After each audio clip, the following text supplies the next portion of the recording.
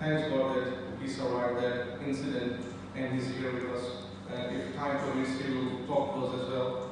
Now, without wasting any time, I would like to call the President of the Australian Welfare Association, Mr. Mustafa, just to talk.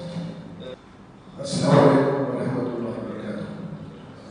Good afternoon, everyone. Myself, Muhammad Mustafa, President of Dawa.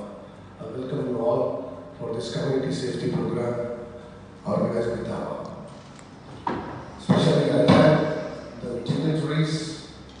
What was said here, and I noticed when I came in here, it's got the mission here. Belief that we are humans, have a responsibility to care for one another. Very important.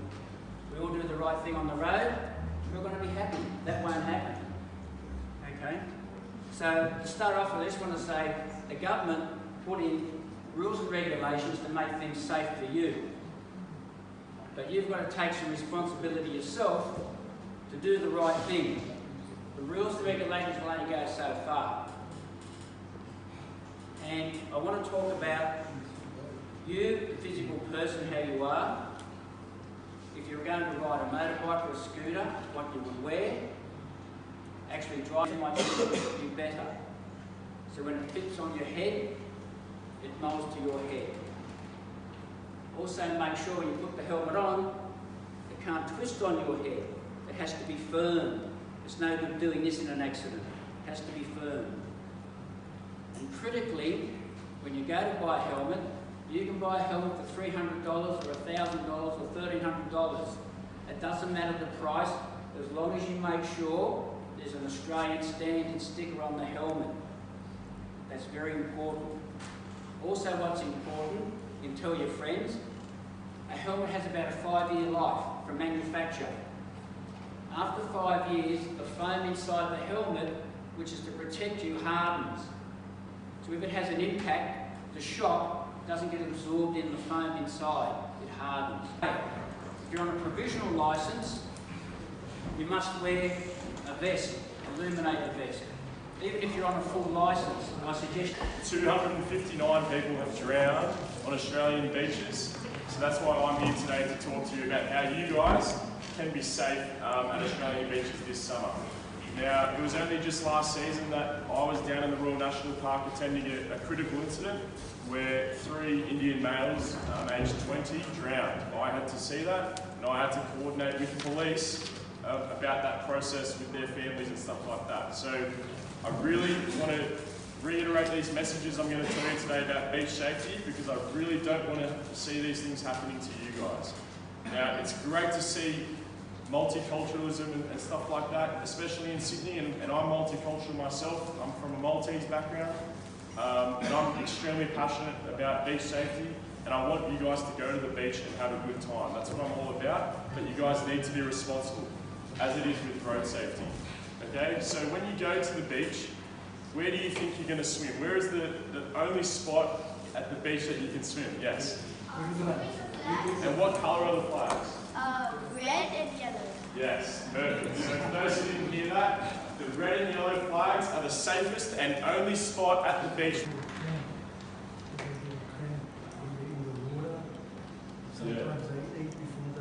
Yeah, that's a good point. The question, or the point was about eating and cramps before going for a swim. It's the same going for a swim in the pool and stuff like that. And my mum used to always tell me, you got to wait half an hour after eating lunch before you can go for a swim. If you're going to take food and drinks and stuff like that down to the beach, make sure you always take plenty of water. As I said, the Australian sun has a lot of bite and you will get dehydrated, so lots of water.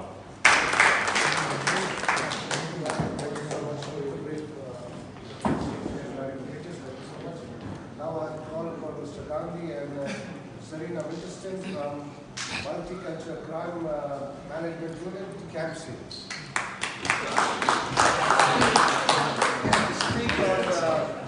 Thank you for giving us a new title. We've got a new title today. Thank you very much. 20 years. My colleague Sina, so we've worked together for many years. So what we want to do, is we want to speak, but we want you guys to ask us any question that you want to. So what we want to talk about is community safety in regards to a bit of personal safety, a bit of home safety, and transport safety. Okay? So please, anything that you want to ask us, this is about everyone that's here today getting as much information as possible. Okay? So we're going to start off with a bit of home safety. Okay? So if you don't know anybody, you do not need to tell them anything about your personal life. That's rule number one. Your home, your tent, wherever you live, okay, is your castle.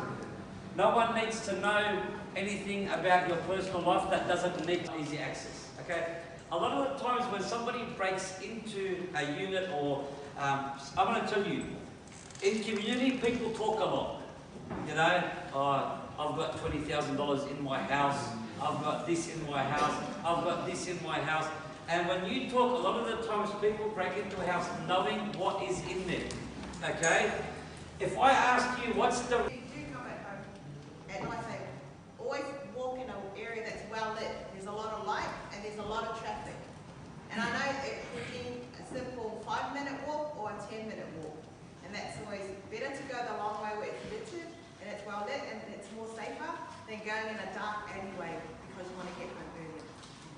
So that's why, you know, when you walk out and about, especially at night time, always look for the main roads to walk on because there's always going to be a lot of cars going past and a lot of light.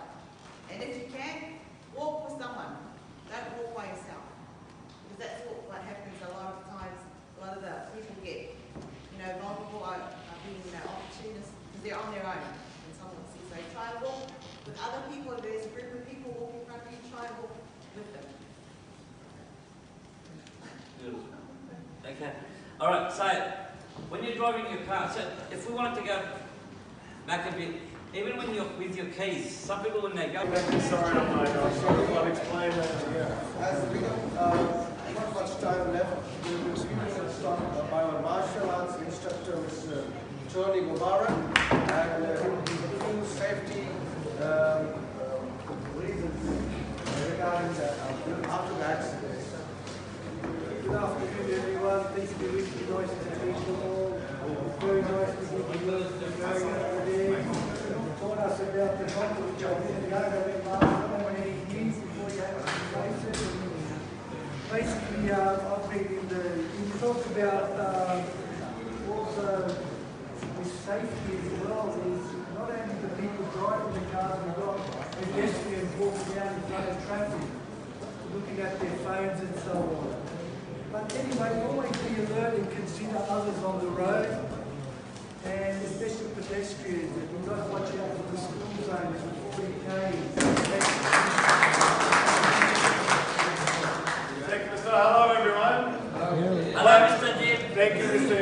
Simeon. My apologies for being late. Hassan is there. He can attest to the fact that I was in the sitting. They said speeches are going to start at 1:30, so I was there at 1:15.